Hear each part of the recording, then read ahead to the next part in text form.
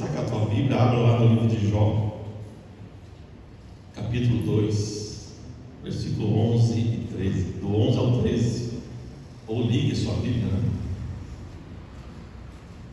Eu estou começando a ler o livro de Jó novamente, e alguns sabem que eu amo esse livro. Eu gosto do Moisés, gosto do Joãozinho e gosto do Jó. Jó capítulo 2, versículo 11 até o 13. Todo mundo achou? Amém? Diz assim: ouvindo, pois, 3 amigos de Jó todo este mal que tinha vindo sobre ele, vieram cada um do seu lugar. Elifaz o Temanita, Bildade o Suíta, Esofar o Naamatita, e combinaram condoer-se dele para o consolarem. E levantando de longe os seus olhos, não o conheceram. E levantaram a sua voz e choraram, e rasgaram cada um o seu manto, e sobre as suas cabeças lançaram pó ao ar, e assentaram-se com ele na terra 7 dias e 7 noites, e nenhum lhe dizia palavra alguma, porque viam que a dor era muito grande. Amém, queridos? Pode sentar. Eu não lembro se eu já li essa passagem, alguma mensagem que eu preguei, mas é uma mensagem diferente. E quando eu estava lendo de novo o livro de Jó, eu achei alguma coisa que estava escondida, que olha que eu já li muitas vezes o livro de Jó. E eu já tinha orado no meu coração que falar, quarta-feira, orando, veio ali alguma coisa para me falar, e em casa eu vou complementar aquilo que eu tenho para falar essa noite, que Deus pôs no meu coração. Então, no livro de Jó está falando dos 3 amigos de Jó. Nessa parte, quando souberam da aflição de Jó, acho que no começo da história todo mundo conhece, ele tinha camelos, carneiros e tudo mais, 10 filhos. E Deus permitiu que Satanás atacasse todos os seus bens, e depois Deus permitiu que Satanás atacasse a sua vida, mas não podia matar. E veio toda essa enfermidade sobre a vida de Jó.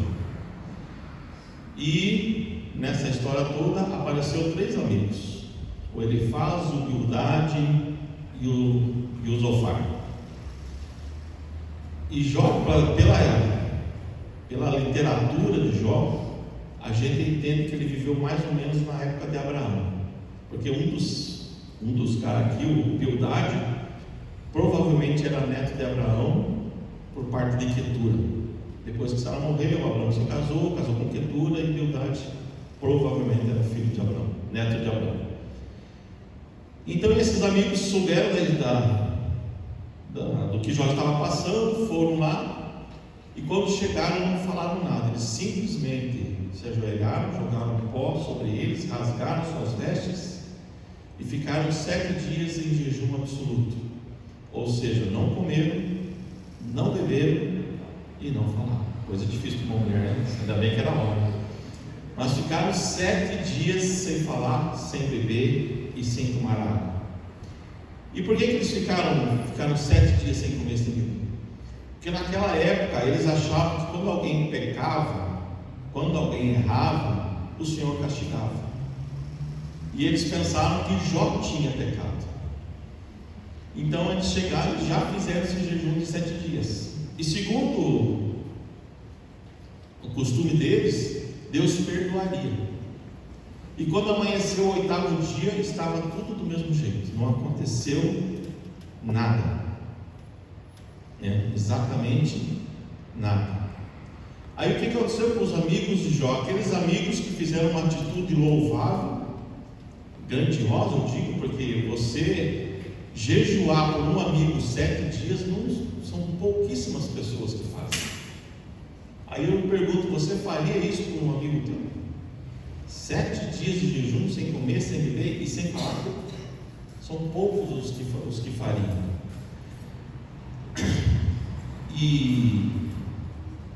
Mas eles fizeram um gesto de amizade.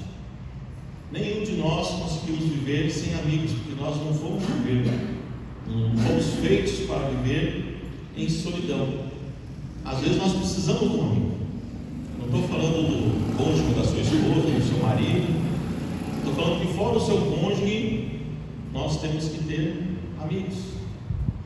E antes de tudo isso, Jó tinha muitos amigos.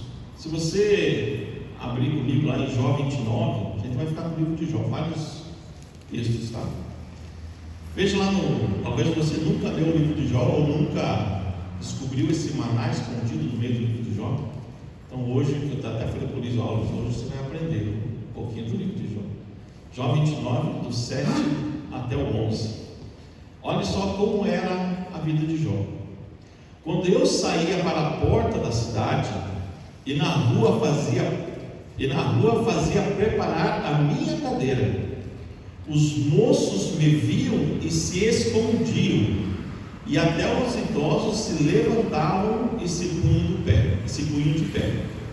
Os príncipes continham as suas palavras e punham a mão sobre a boca.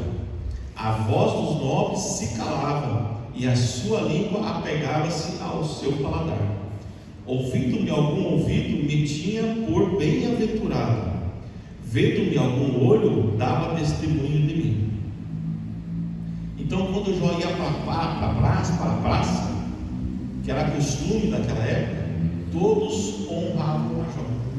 Todos queriam dele. Se você descer um pouquinho mais ali, por vez, no capítulo 29, versículo 21 e 22, fala assim: ouviam-me e esperavam, e em silêncio atendiam ao meu conselho.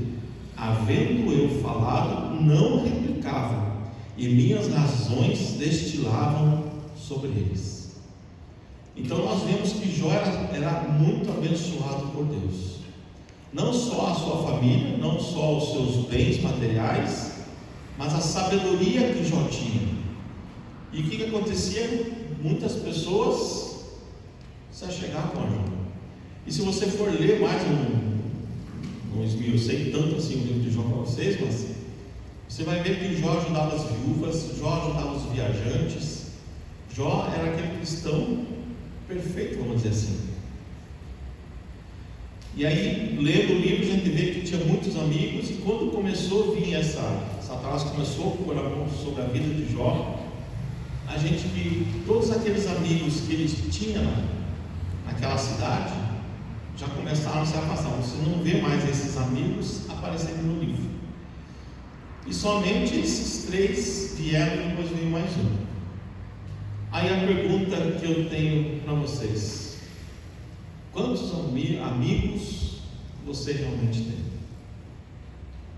Quantos amigos que você pode chegar para ele, abrir o seu coração e ele vai orar e te abençoar? Não estou falando do teu cônjuge tem que ser amigo, né? Tem que ser teu parceiro, teu Deus. Mas eu estou falando de um amigo. 12 andavam com Jesus dia e noite. Quando Jesus multiplicou os pães, tinha 5.000 em volta. Na outra multiplicação de pães, se você não sabe, mas foi 2 vezes que Jesus multiplicou os pães, tinha 4.000. E assim era. Mas Jó teve esses 3 amigos, que no princípio da história foi uma atitude louvável. E eu vou dar um conselho: se você quer ter um amigo, eu vou te dar um conselho: compre uma casa na praia, ou com barco, né? Se tiver barco, mais amigo, ou compre uma picape. Ela não é. Eu não tenho casa na praia, mas quem tem deve imaginar que quando chega o verão, vem aqueles parentes que você nunca viu na vida, o filho da tia, não sei do quem, do primo, do irmão, do amigo, o vizinho. Então, se você quer ter amigo, compre uma casa na praia, ou compre uma picape. E vai chegar aquele amigo abençoado: cara, eu preciso levar uma geladeira na casa da minha sogra, preciso levar não sei o que, não sei aonde, presta a tua picape, né? Então, se você quer ter amigo, você tem uma casa na praia, compra uma picape e assim vai. Mas não era o caso de Jó, né? E depois desses 7 dias que foi louvável, que esses amigos fizeram jejuns, rasgaram as suas vestes, aí começou a a revelação dos verdadeiros amigos.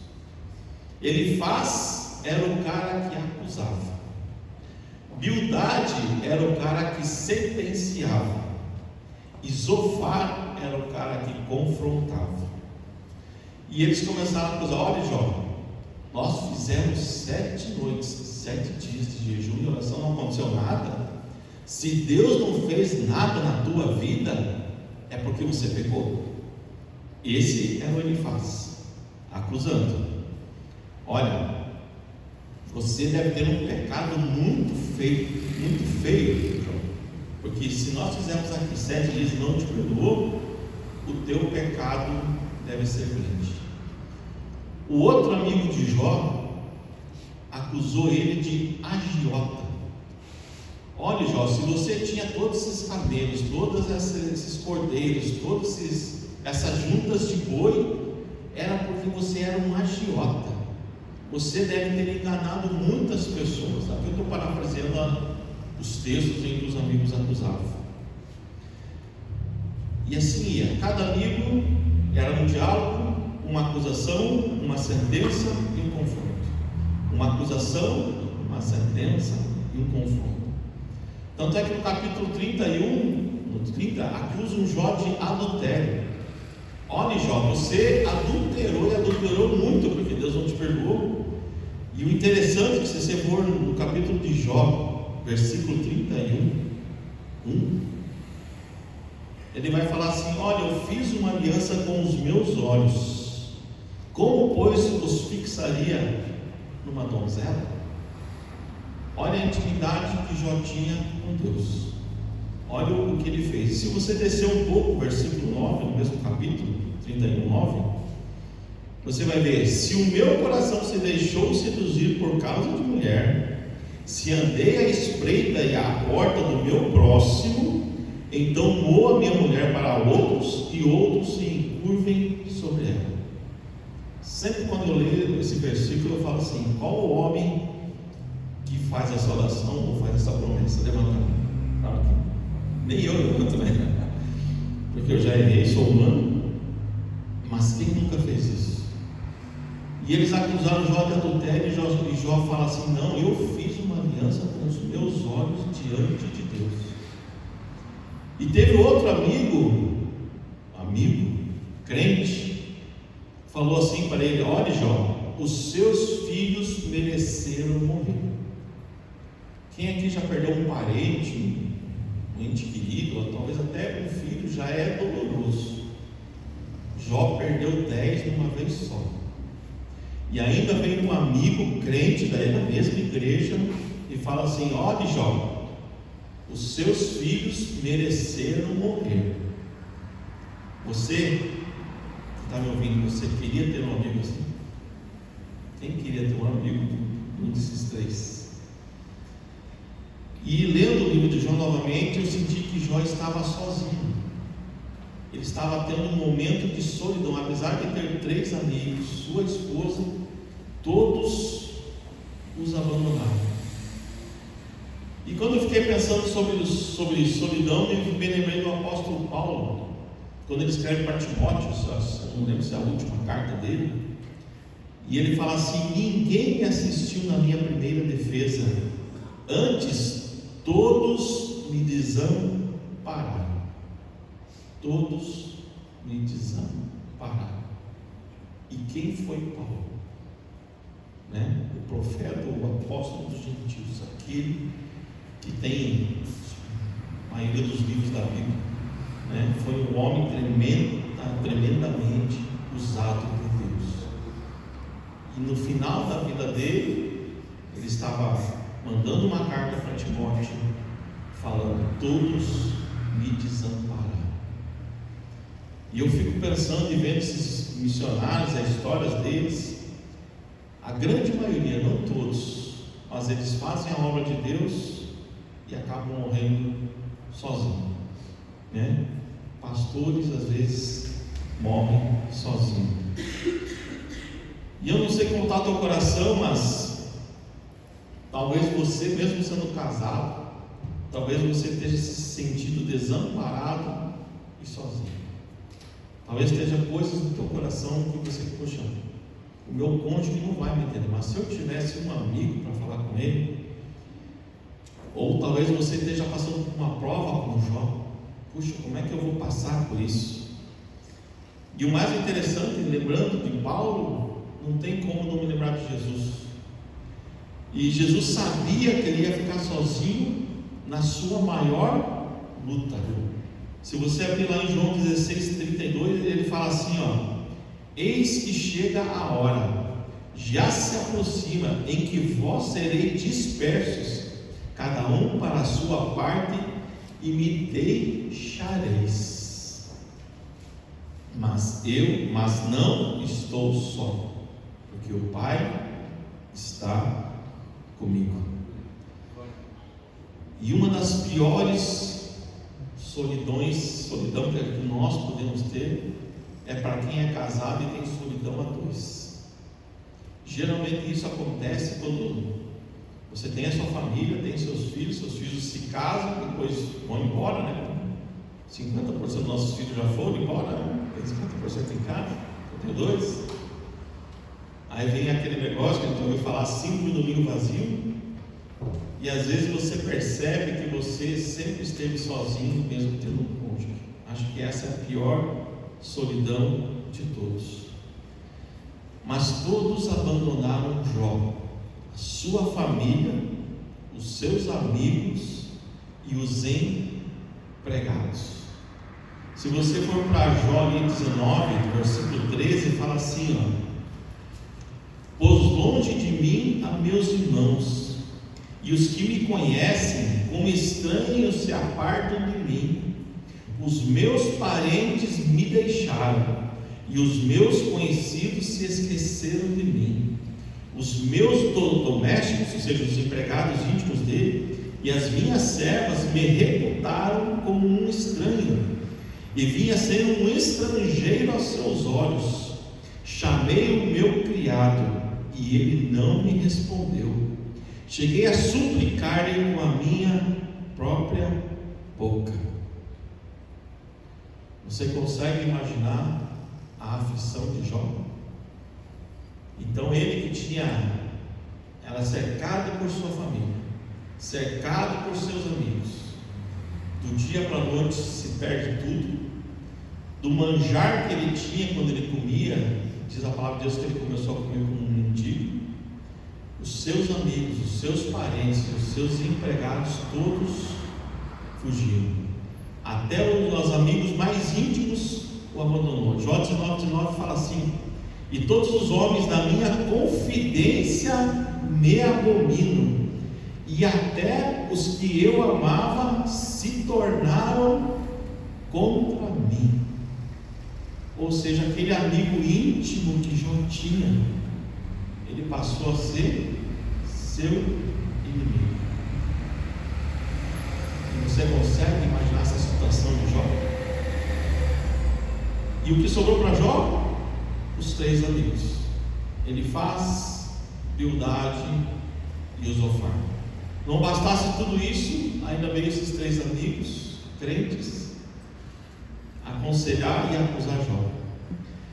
Jó 7,13 fala assim, o estado físico de Jó, para você ver o tanto que Satanás judiou de Jó. Jó 7,13 fala assim, dizendo eu, consolar-me-á a minha cama, e meu leito aliviará a minha ânsia.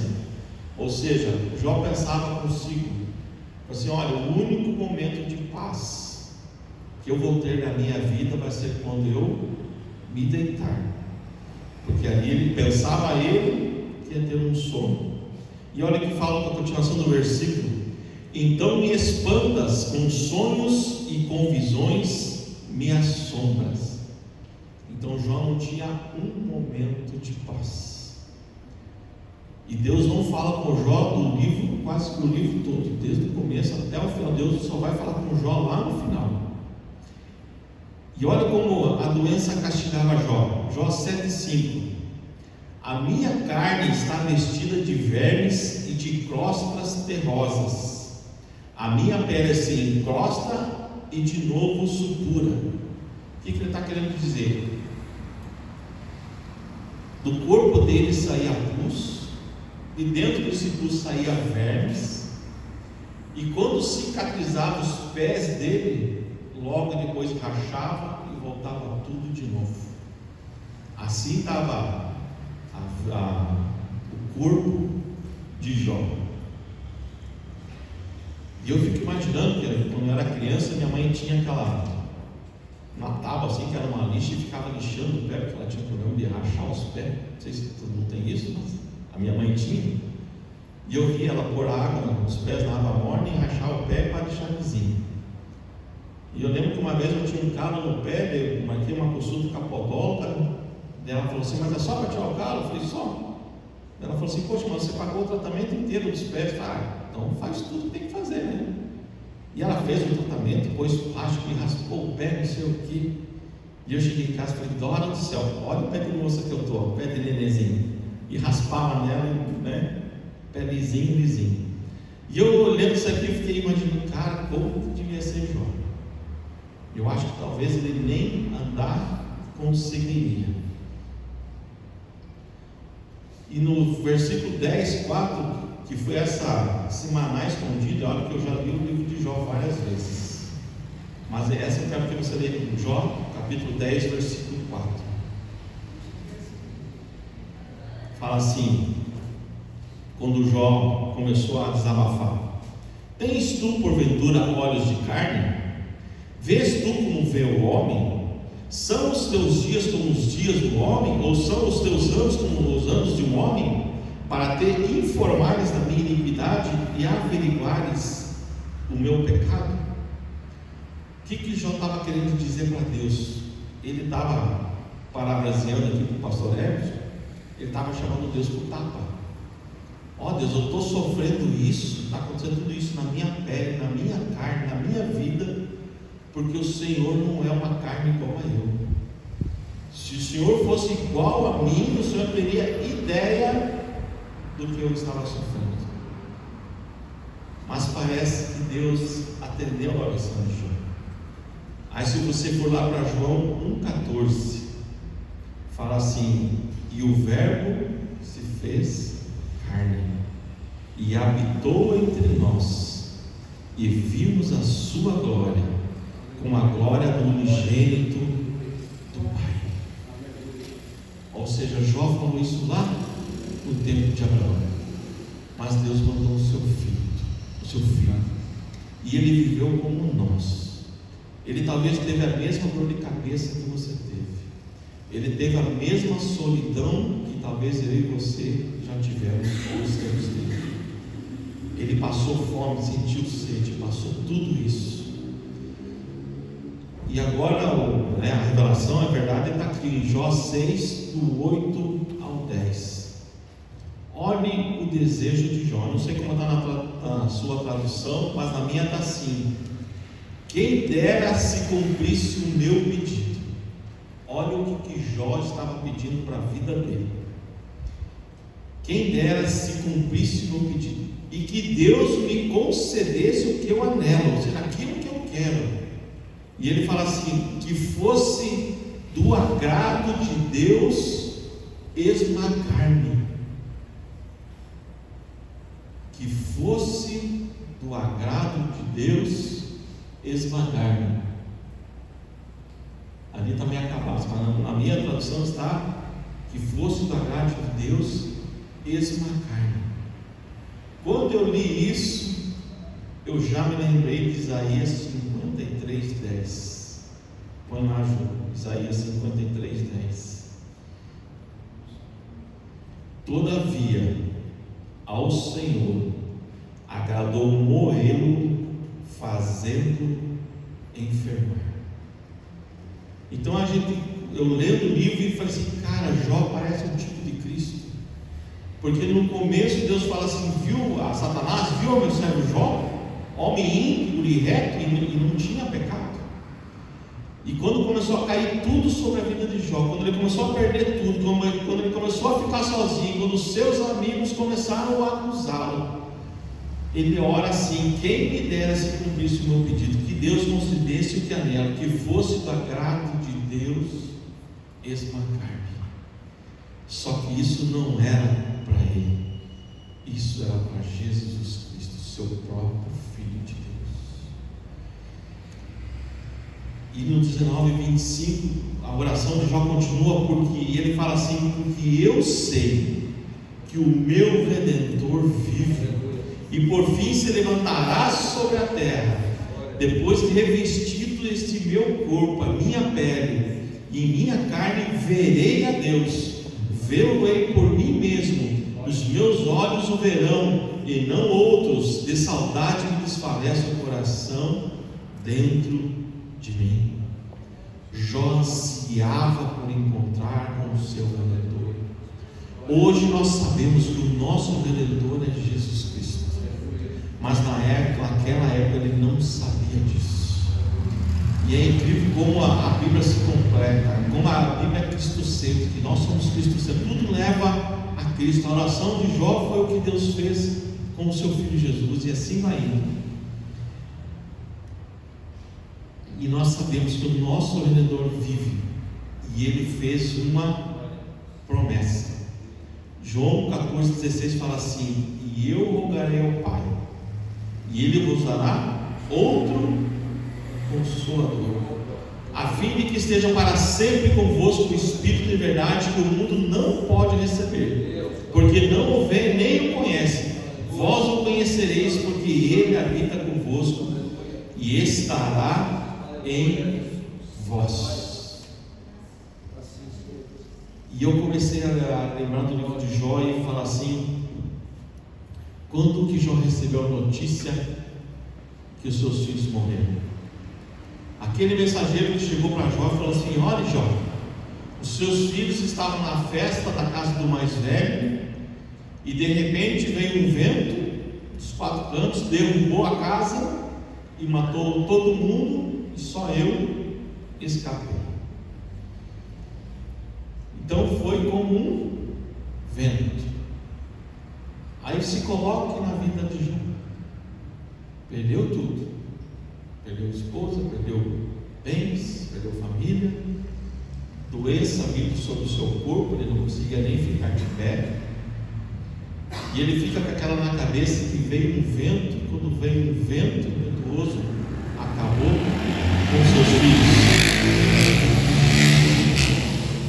E em Jó 38 fala assim: depois que aconteceu tudo isso, que os amigos acusaram Jó, e você vai lendo, né?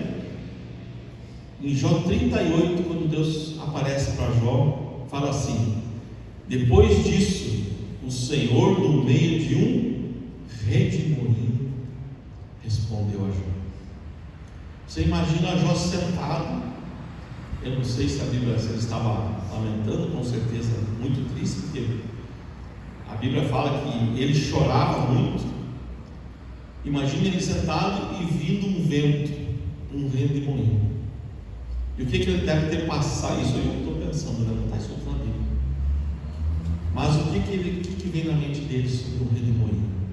Quando veio um redemoinho, matou os meus filhos. Mas na verdade, quem estava naquele redemoinho era Deus. E Deus veio falar com ele através do vento. E não tem como não me lembrar de Atos 2, do 1 ao 2. Ao cumprir-se o dia de Pentecostes, estavam todos reunidos no mesmo lugar. De repente veio do céu um som, como um vento impetuoso, e encheu toda a casa onde estavam sentados. Aleluia. Você vê, quando colocando Jó um paralelo com Jesus, você vai ver que tudo está falando de Jesus. E veio um vento impetuoso e encheu o Espírito Santo, foi derramado sobre aqueles que estavam lá, provavelmente 120 pessoas. Aquilo que Jó desejava no seu tempo veio muitos anos mais tarde.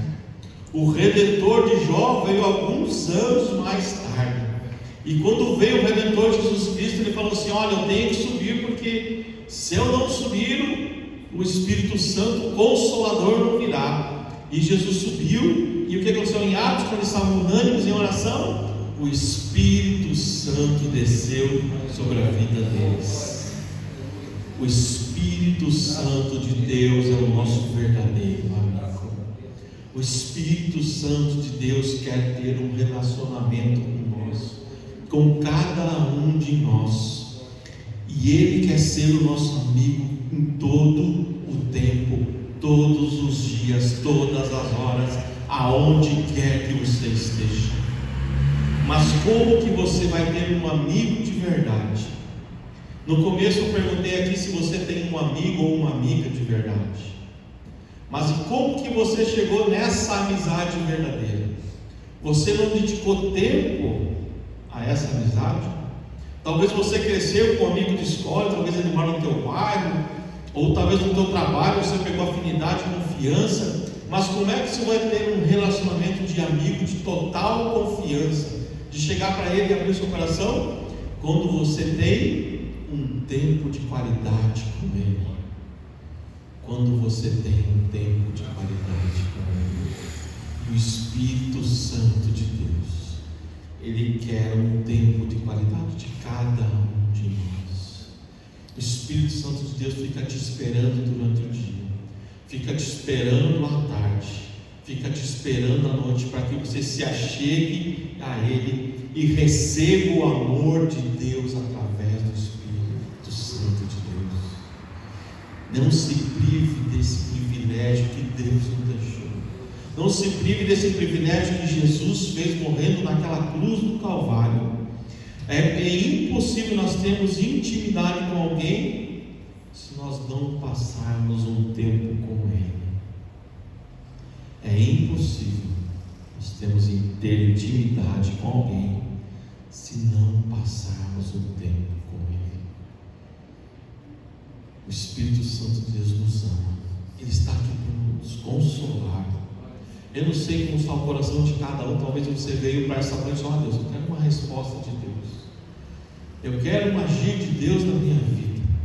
Ou talvez você esteja como Jó, se sentindo solitário. Você fala: Deus, eu preciso de um abraço seu, eu preciso de ouvir a tua voz, eu preciso de uma palavra de amor.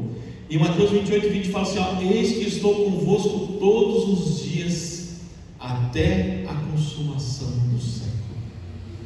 Isso é promessa para mim e para você. Se Ele disse que vai estar conosco todos os dias da nossa vida, basta o quê? Nós darmos o primeiro passo. Tiago fala assim: achegai-vos a Deus, e Ele se chegará a vós. Achegai-vos a Deus. Pode pôr a música. Achegai-vos a Deus. Quando que você, quem tem que dar o primeiro passo? A obra já foi feita lá na cruz do Calvário. Jesus já morreu e já ressuscitou. Mas Tiago fala assim: achegai-vos a Deus, e Ele chegará a vós. Quem tem que dar o primeiro passo? Quem tem que começar essa intimidade com Deus? Quem tem que começar a convidar a Ele? Ô Espírito Santo de Deus, venha tomar um café comigo nesta noite. Ô Espírito Santo de Deus, venha estar comigo no meu carro ouvindo louvores. Ô Espírito Santo de Deus, venha aqui falar comigo quando eu me trancar no meu quarto, dobrar o meu joelho. Espírito Santo de Deus, se faça presente. Fica de pé, meu querido. Eu não sei como está a tua vida. Eu não sei qual é a esperança que você tem, mas eu quero te falar uma coisa: Deus quer te dar um abraço hoje. Deus quer falar com você hoje. Basta você querer, basta você abrir a tua boca, basta você abrir o teu coração. Talvez os teus amigos tenham te condenado, como fez os amigos de Jó. Talvez os amigos teus tenham te sentenciado. Talvez aquela pessoa que você esperava te puxou o tapete. Talvez você esperava muito mais, talvez até do pastor, da pastora, de mim ou de qualquer outro, e não esteja acontecendo. Talvez na tua casa você esteja decepcionado com o teu cônjuge, mas hoje o Espírito Santo de Deus está aqui para falar com você. Ele quer ser o teu verdadeiro amigo. Ele é o teu verdadeiro amigo. E mais do que isso, Ele é fiel. O Espírito Santo de Deus é fiel.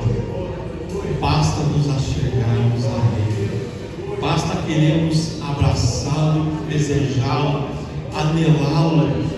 Como o Salmo 84 diz: anseio pela tua presença, Senhor. Anseio pelo Senhor na minha vida. Eu anseio pelo Senhor. A minha alma suspira e desfalece pelos atos do Senhor. O meu coração e a minha carne exultam pela presença do Deus vivo. Começa a buscar a Deus. Começa a buscar o Espírito Santo de Deus. Abre a tua boca, levanta a tua voz. Deixe tudo para trás. Aqueles amigos que mentiram sobre você, aqueles teus amigos que te traíram, que puxaram o teu tapete, aqueles parentes que te abandonaram porque a tua situação talvez piorou. Deixe tudo isso para trás. Perdoe essas pessoas e busque a presença de Deus. Se entregue ao Espírito Santo de Deus. Ele vai te abraçar. Oh Espírito Santo de Deus, oh Espírito Santo de Deus, vem nesta noite. Vem nesta noite nos abraçar, Senhor. Vem nesta noite nos consolar, ó Pai. A tua palavra fala que Jesus não poderia subir, senão se ele não fosse, não viria o Consolador. Oh Espírito Santo de Deus, venha nos consolar nesta noite agora, Pai. Oh Espírito Santo de Deus, vem estar curando os nossos corações. Vem estar arrancando aquela mágoa, Senhor. Oh Pai querido, em nome de Jesus, vem estar nos trazendo cura, Espírito Santo. Oh Espírito Santo de Deus, nós precisamos de Ti, Espírito Santo. Vem Espírito Santo, porque é só em Ti que nós podemos confiar. Oh Espírito Santo de Deus, é só o Senhor. É só o Senhor que nos transforma, é só o Senhor que nos muda, é só o Senhor que nos capacita, Espírito Santo de Deus. Oh Espírito Santo de Deus, enche o nosso vaso. Oh Espírito Santo, comece a derramar um óleo fresco sobre essas pessoas, sobre a minha vida, sobre a vida do meu irmão, sobre a vida da minha irmã, Senhor. Oh Pai querido, comece a derramar um óleo fresco, Senhor, um renovo na vida de cada um, oh Pai. Oh Pai querido, que em nome de Jesus, aquilo que tem nos ferido, aquilo que Satanás tem jogado em nossas vidas, possam ser curados, Senhor. Oh Pai querido, em nome de Jesus, Senhor. Em nome de Jesus, ó Pai, venha transformar a nossa vida, Senhor. Venha transformar o nosso modo de ser, ó Pai. Oh Pai, que nós possamos ter a coragem de Jó, ó Pai, de fazer uma aliança com os nossos olhos, Senhor, de fazer uma aliança com os nossos lábios, ó Pai, de fazer uma aliança com o nosso coração, ó Pai, de somente te adorar, ó Pai, somente te buscar, Senhor. Oh Espírito Santo de Deus, venha derramar, ó Pai, sobre nós. Oh Pai, como em Atos 2, venha como um vento impetuoso nos encher, Deus. Oh Espírito Santo de Deus, venha como um vento impetuoso nos encher, Senhor. Oh Espírito Santo de Deus, venha nos encher, Espírito Santo. Oh, venha fazer a tua obra em nós, Espírito Santo de Deus. Que nós possamos ter intimidade, Espírito Santo. Que nós possamos dar o primeiro passo em direção a Ti, Senhor. Oh Pai, que nós possamos dar o primeiro passo em direção a Ti, ó Pai. E que essa sede do Senhor nunca cesse em nossos corações. Oh, que essa sede de conhecer a Tua palavra, Senhor, nunca cesse em nossos corações, em nosso entendimento, ó Pai. Oh Pai querido, nos dá mais amor por Ti, Senhor. Oh Pai querido, te peço isso em nome de Jesus, ó Pai. Transforma-nos, Senhor. Abençoa-nos, Senhor, em nome de Jesus.